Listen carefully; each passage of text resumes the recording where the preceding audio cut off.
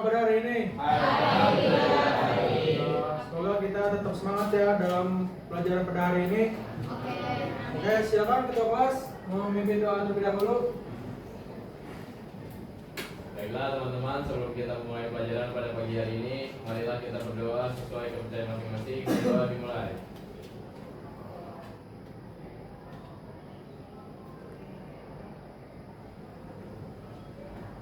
Berdoa selesai.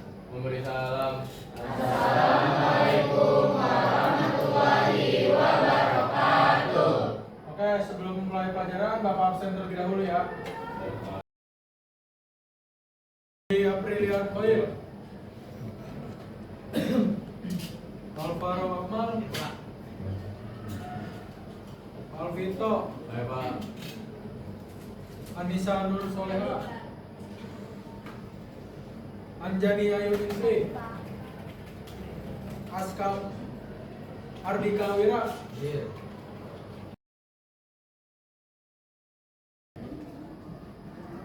Oke anak-anak, jadi pada materi pada hari ini kita akan membahas klasifikasi jembatan. Selanjutnya ada pun tujuan pembelajaran pada hari ini yang Bapak harapkan peserta didik dapat memahami klasifikasi jembatan dengan benar. Yang kedua, peserta didik dapat menyebutkan jembatan berdasarkan klasifikasi dengan tepat. Yang ketiga, peserta didik dapat menyebutkan jenis-jenis jembatan dengan tepat. Jadi nantinya kalian harus bisa memahami klasifikasi jalan itu apa. Selanjutnya menyebutkan jembatan-jembatan berdasarkan klasifikasinya dengan tepat. Itu selanjutnya kalian dapat menyebutkan jenis-jenis jembatan dengan tepat. Oke, selanjutnya sebelum kita mulai pelajaran pada hari ini, ada yang tahu nggak jembatan itu apa? Baik Pak. Oke, silakan menjawab. Menurut saya jembatan itu jalanan yang ada di atas air Pak. Sudah benar, cuma kurang tepat. Ada lagi yang ingin menjawabnya? Ya, silakan. Jembatan adalah sebuah struktur yang dibangun untuk menghubungkan dua area. Oke, benar. Tepuk tangan dulu.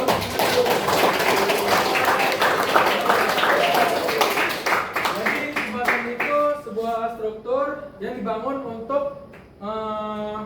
menghubungkan antara dua area, entah di kota atau pedesaan gitu.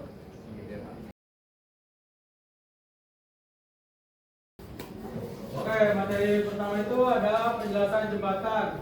Jembatan adalah suatu konstruksi bangunan yang berfungsi untuk menghubungkan dua tempat yang terpisah oleh rintangan alami atau buatan, seperti sungai, lembah, jurang, rel kereta, atau jalan raya, dan lainnya. Jadi, yang sudah teman kalian jawab tadi, jembatan itu sebuah konstruksi bangunan yang dibangun untuk menghubungkan antara dua tempat, yaitu di sungai, limbah, jalan raya, sebagainya. Selanjutnya itu klasifikasi jalan. Nah, klasifikasi jalan ini banyak nih, mulai dari berdasarkan fungsinya, material, hingga struktur utama. Nah, yang pertama itu kita akan bahas klasifikasi jalan berdasarkan fungsinya. Yang pertama ada jembatan jalan raya, yaitu dibangun khusus untuk kendaraan bermotor seperti mobil, motor, bus, hingga truk. Biasanya itu menggunakan beton bertulang atau baja. Selanjutnya ada jembatan kereta api, yaitu dirancang dengan kekuatan tinggi karena beban kereta sangat besar. Umumnya menggunakan baja atau beton. Tapi yang biasa kita lihat itu menggunakan baja ya. Kalian pernah lihat nggak? Pernah. Kan di stasiun kan ada itu jembatan untuk rel kereta. Selanjutnya itu jembatan pejalan kaki, yaitu bentuknya lebih kecil dan sederhana. Biasanya berupa jembatan baja ringan atau beton kecil di perkotaan. Selanjutnya klasifikasi jalan berdasarkan bahan konstruksinya. Yang pertama itu ada jembatan kayu. Umumnya untuk di pedesaan atau bersifat sementara. Kayu mudah dikerjakan tetapi tidak tahan lama. Kenapa disebut bersifat sementara? Karena kayu kan tidak bertahan lama, tidak seperti baja atau beton. Biasanya mudah rapuh dan diganti lagi. Gitu. Selanjutnya ada jembatan baja. yaitu memiliki kekuatan tarik tinggi, ringan, dan bisa untuk betang panjang, namun rentan terhadap karat jika tidak dirawat. Nah, jadi kelemahan dari baja ini biasanya harus perawatan yang ekstra, harus dicek berskala untuk perawatannya, untuk dilihat apakah itu karat atau tidak. Selanjutnya ada jembatan beton bertulang, yaitu paling banyak digunakan, dia relatif terjangkau dan kuat untuk bentang pendek hingga menengah. Selanjutnya ada jembatan beton prategang. Beton diberi gaya tekan awal agar lebih tahan terhadap beban tarik, cocok untuk bentang menengah hingga panjang.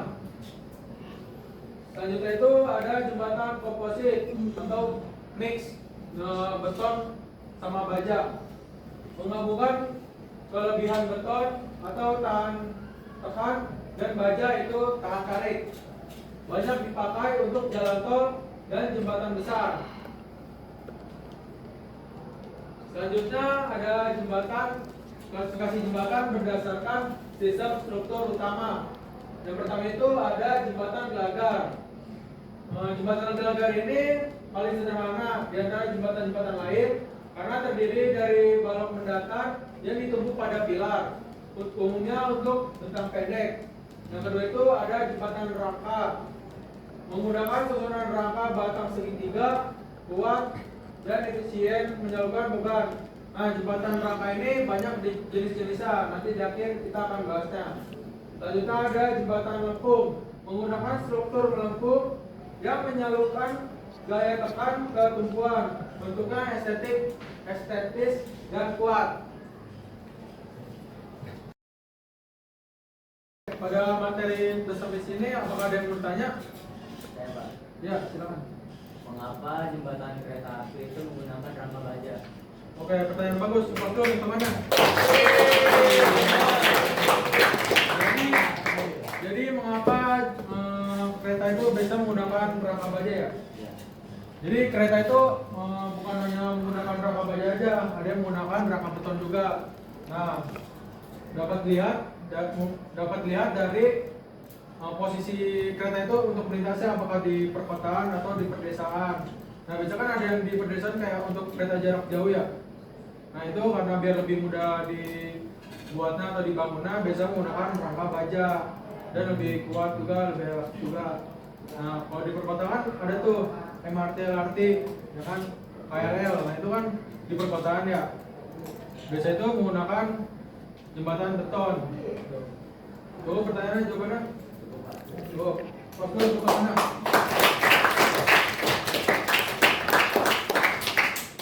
Selanjutnya ada jembatan gantung, yaitu jembatan digantung dengan kabel utama yang diikat pada menara, cocok untuk bentang sangat panjang. Untuk bentang panjang ini untuk gantung.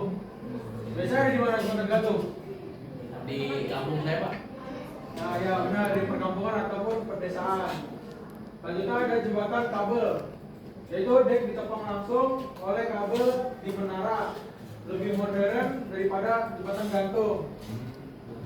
Ini bentuknya sama, cuman lebih apa ya, menggunakan kabel tuh yang kabel gitu. Nah, selanjutnya ada jembatan mobile atau buka tutup, biasanya digunakan untuk memberi jalan kapal. Jarang digunakan di Indonesia. Jadi di Indonesia ini jarang nih jembatan ini yang buka tutup, tahu nggak? Kalau ada kapal lewat, dia buka. Kalau nggak ada, tutup. Lebih fleksibel. Apakah ada yang bertanyakan? Saya Pak, Hari ini? Oke. saya ingin bertanya. Biasanya di pedesaan atau di perkampungan itu menggunakan jembatan apa? Oke, pertanyaan bagus. Oke, lu bagaimana? Biasanya itu kalau di pedesaan itu menggunakan jembatan apa? Jembatan gantung, ya kan? Biasa kita temui. Pernah kan lihat di desa-desa? Ada nggak di desa pakai jembatan beton? Ada. Ada. Tapi jarang Pak. Jarang pakai kan? Biasa menggunakan jembatan gantung. Gitu. Karena lebih fleksibel untuk dibuatnya. Karena kan ada tuh jarak. Kan jembatan itu kan menghubungkan antara dua area ya. Misalnya desa ini, untuk melewati desa ini ada sungai. Sungai itu yang panjang. Nah itu lebih mudahnya dibuat untuk menggunakan jembatan gantung. Selanjutnya di sini ada klasifikasi jalan berdasarkan panjang bentang. Ini ukurannya, ukuran jembatannya. Yang pertama itu ada bentang pendek, itu ukuran dari 30 meter. Biasanya jembatan desa atau lokal, konstruksi sederhana menggunakan beton bertulang atau kayu. Nah, yang kedua itu ada jembatan bentang menengah, itu jaraknya itu 30 meter sampai 100 meter. Panjang ya, 100 meter ya? Ya.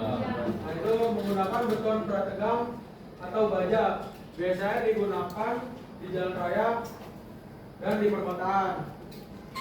Selanjutnya ada jembatan bentang panjang lebih dari 100 meter. Itu biasanya itu ada di luar negeri ya, ataupun biasa digunakan untuk kereta api, itu harus panjang ya. Itu memakai struktur khusus seperti gantung atau step karena memerlukan kekuatan tinggi. Selanjutnya di sini ada jenis jembatan rangka. Yang pertama itu ada flat roof. Ciri-cirinya batang diagonal mengarah ke bawah menuju tengah bentang. Kelebihannya itu efisien untuk bentang menengah, bahannya lebih hemat. Selanjutnya ada hollow truss. Itu cirinya kebalikan dari flat truss. Batangnya diagonal mengarah ke atas menuju tengah bentang. Kelebihannya cocok untuk bentang sedang, banyak digunakan pada jembatan kayu ataupun baja. Yang ketiga ada wear truss, yaitu rangka berbentuk segitiga sama kaki yang berulang tanpa batang vertikal. Kalau ini kan ada bentang vertikal ya, kalau ini wear truss tuh ada bentuknya semuanya segitiga. Kalau yang selanjutnya ada truss, itu bentangnya itu rangkanya itu membentuk huruf K. Kenapa dinamakan kaktus itu? Karena rangkanya membentuk huruf K. Kelebihannya memberikan stabilitas ekstra dan distribusi beban merata. Selanjutnya ada tugas ya, nanti kalian kerjakan dikirim ke GCR ya. Nanti bapak nilai dari situ. Tugasnya itu membuat ringkasan tentang jenis-jenis jembatan yang ada di Indonesia ataupun di luar negeri lah kalau bisa. Nah, itu berisi definisi singkat tentang jembatannya. Kalau ada sejarahnya, kalian masukin juga sejarahnya juga nggak apa-apa. Selanjutnya ada isi klasifikasi jembatan berdasarkan fungsi, bahan, dan strukturnya.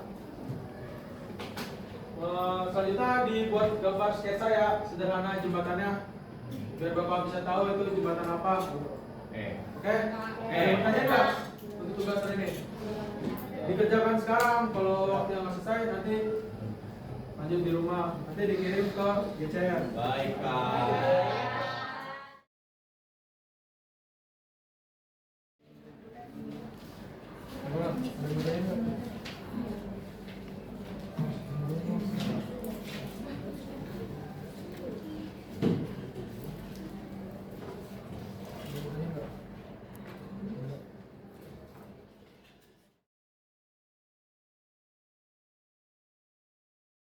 Oke, materi pada hari ini cukup sampai sini saja ya.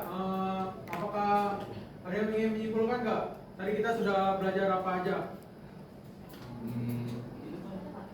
Ya, jangan kamu. Jadi tadi kita telah mempelajari tentang klasifikasi jembatan berdasarkan fungsi, bahan, struktur, dan panjang bentang. Oke, close dulu teman-teman. Teman, masih kurang nih, biar lengkap. Apakah ada yang ingin menambahkan? Ya, Hari ini menambahkan tadi kita sudah mempelajari tentang jembatan gantung, beton, dan jembatan rangka. oke, close dulu teman-teman. Oke, jadi itu aja materi pada hari ini. Silakan dipelajari lebih dalam lagi di rumah. Cukup sudah pelajaran pada hari ini. Silakan ketua kelas untuk memimpin doa sebelum kita pulang. Baik teman-teman, sebelum kita mengakhiri pelajaran pada hari ini, marilah kita berdoa sesuai kepercayaan masing-masing. Berdoa dimulai.